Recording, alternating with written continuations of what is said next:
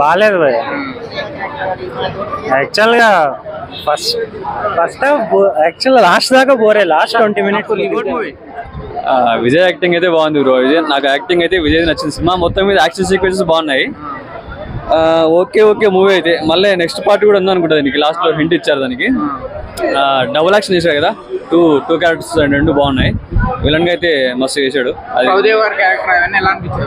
ఇందులో ట్విస్టులు ఉన్నాయి బ్రో, చాలా ట్విస్టులు ఉన్నాయి. మనం గెస్ చేయొచ్చు కానీ ఆ ట్విస్ట్ రివీల్ చేయకూడదు కాబట్టి చెప్తున్నా. జస్ట్ మామూలుగా అందరు క్యారెక్టర్స్ పర్ఫెక్ట్ గా చేశారు. ఎవరు యాక్టింగ్ వాళ్ళు పర్ఫెక్ట్ గా ఉంది.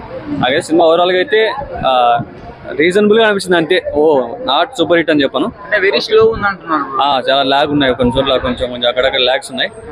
ఓకే అంతే. మరీ సూపర్ హిట్ మూవీ అయితే కాదు. ఎక్స్పెక్టేషన్ అయితే సినిమా లేదు. సాంగ్స్ అయితే మనకు అర్థం కూడా తమిళ సాంగ్స్ కదా, తెలుగులో మనకి అంత ఎక్కువ కూడా.